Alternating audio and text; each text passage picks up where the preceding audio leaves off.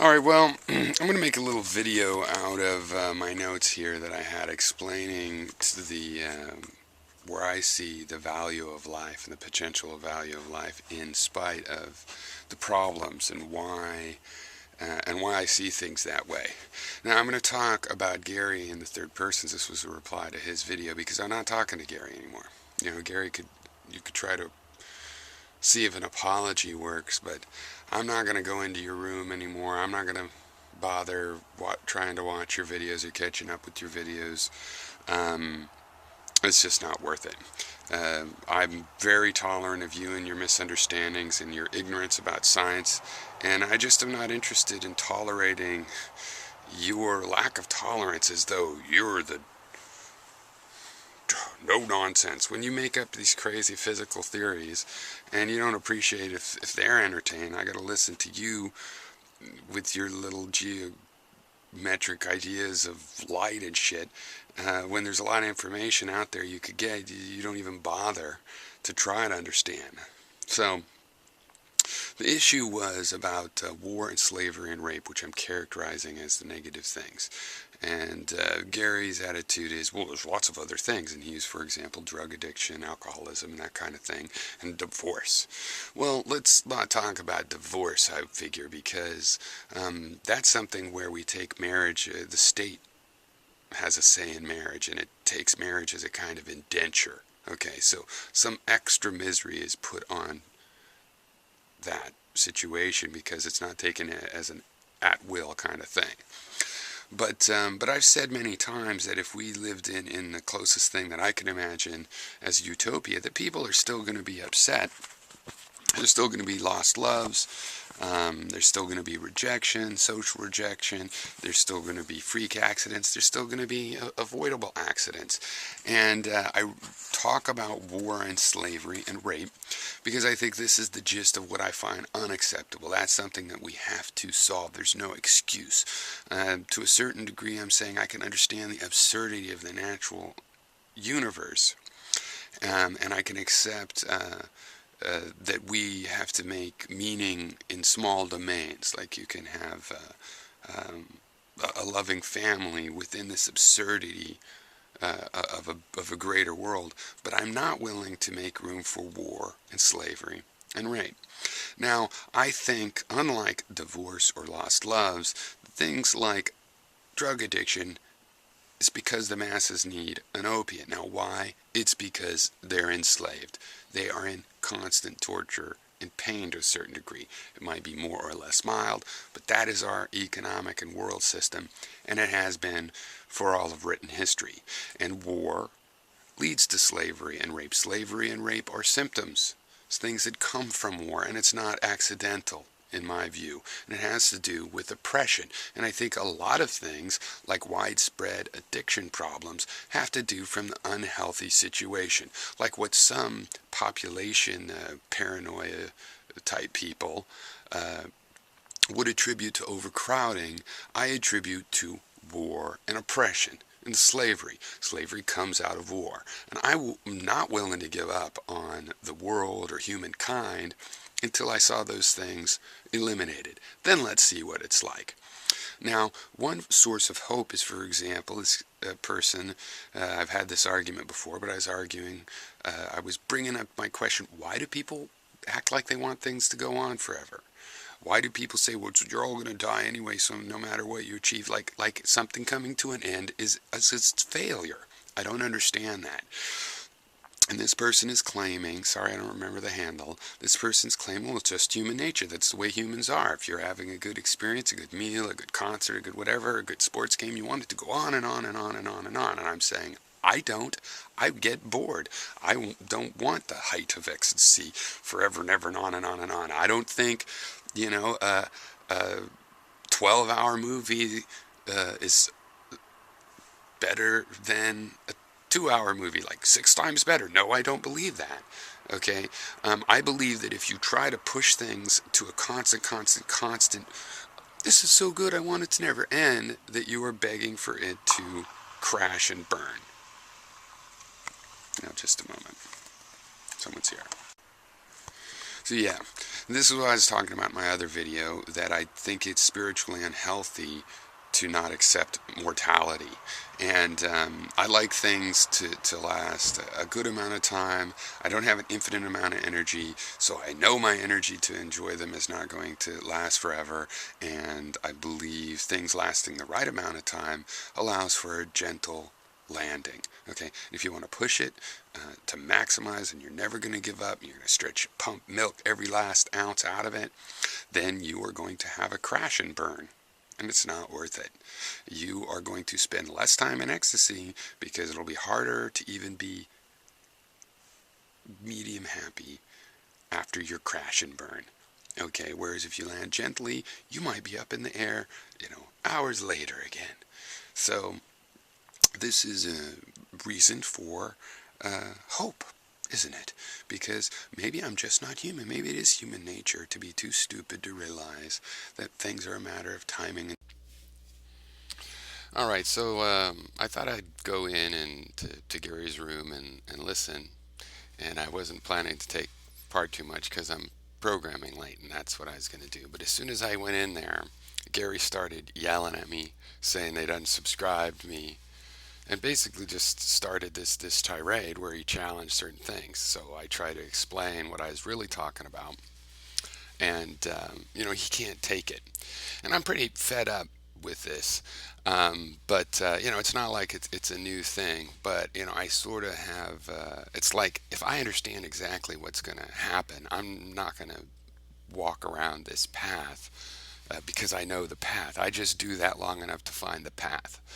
And it's like, Gary, you have a confused sense of what you say the room. You want the room to be popular, but you're going to block me when you know, and ban me when you know people like to see us argue, and you know that I'm going to, try to keep up my side of the argument, and I'm going to try to explain things to you. You don't seem to understand that, no, you haven't just absorbed the reality of someone's message just because you thought you'd do blah, blah, blah. Like Gary thought that because I'm talking about spirituality, I'm talking about life after death and blah, blah, blah. No, my point is specifically that it's just that we have a certain kind of feeling that we call spirituality, spiritual feelings. What's going on when we have that feeling will probably tell us about that, just like lust. What's going on? Well, we found out that had to do with the DNA wanting us to reproduce. Now, that seems pretty clear to me that I'm making this a tangible thing, right? But it doesn't matter how explicit, because people are like, I have a filter, and the word spirituality only comes through a cheese grater where it means a life after death, life after death. No, if I say, hey, there's a feeling they called having getting the goosebumps. Oh, goosebumps is life after death, it's life after death. Or like a lot of you are stupid enough that you are now going to think that I'm relating spirituality and goosebumps. Like goosebumps is a spiritual feeling. No, you're just stupid. You can't understand things when they're explicitly stated to you. And this relates to what I was describing as some epiphanies, where I feel if I give you that information, you should be able to understand it, people, Garys of the world, and you can't. And the empathy, if I was to have it, would be that I need to put it in a bullshit form. Well, fuck that in the case of spirituality. That's not why I'm here, okay? I'm going to continue to discuss the facts and be explicit, right?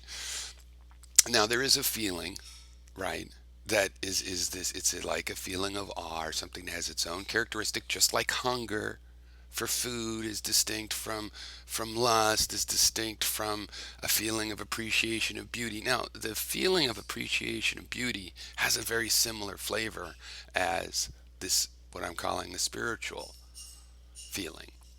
But the spiritual feeling can happen in situations that are not beautiful. So I don't know. How do we sort that out?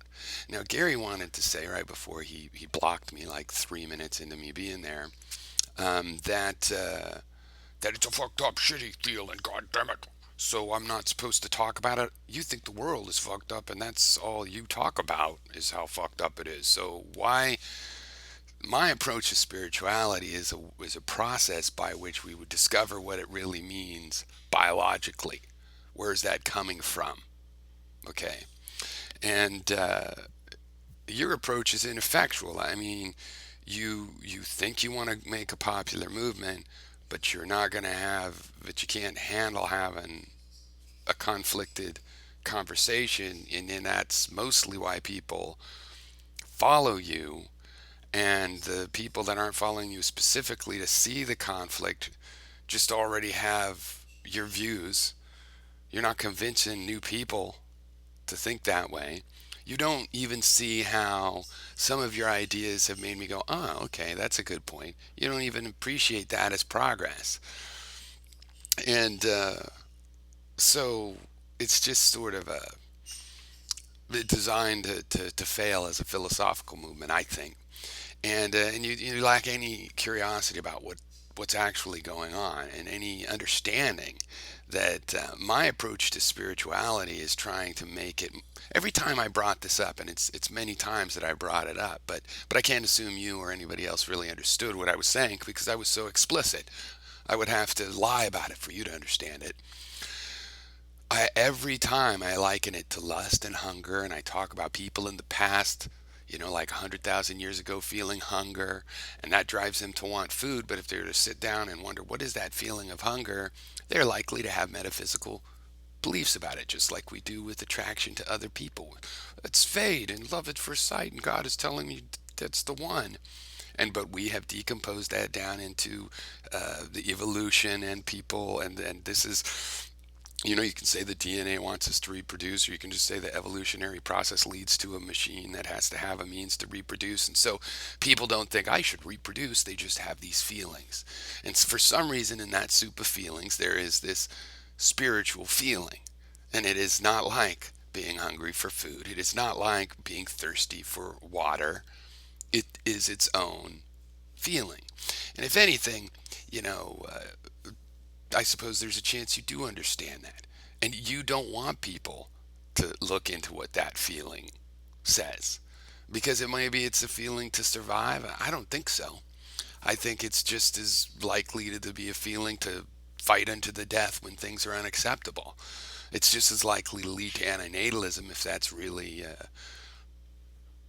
out there for people as anything else. Really, we don't know where it leads. Because as I was saying to Kurt, a much more nicer person to talk to, even though he also has lost his cool and says you're delusional and whatnot, is even though is that we are separated from this spiritual feeling, because I think if we had a legitimate spirituality, yeah, we would fight. We wouldn't accept being a slave. And it's hard for me to accept that you are part of the continued enslavement, but you want people to end it all. So you have to make the world. Uh, you have to add suffering to the world. That's your goal, because you've already said it can't be better enough for you.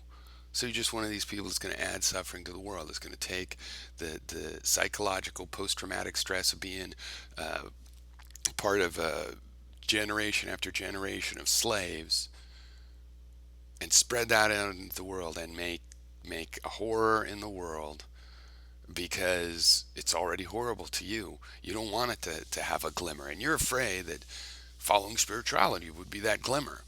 But I pointed out I don't think so. I think following what seems like a spiritual thing can lead people to fucked up um, uh, things that are negative, that just end up with you getting a lesson, right? Except for maybe you die and you as an individual don't get that lesson, but the rest of the world does. Not every single individual. And that's why Hitler is brought up, because Hitler was into a bunch of New Age spirituality. Dumbass. All right? So maybe you just don't know enough about the world and world history to put what I say in context. All right? So I've decided your room's a waste of time. Okay? Because if I can't even go in there and just listen to what's going on, uh, to hear some live conversation, if you're going to attack me and don't even want explanations, then I feel you should just not want to talk about that. And if I brought it up, I would understand you as the master of ceremonies and your mostly talking about movies and bullshit room, that you would say, well, I don't want to talk about that topic. I don't see any reason to. Fine.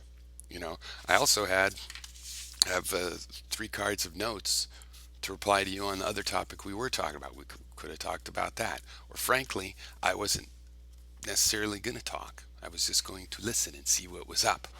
If you want to be the master of ceremonies, fine.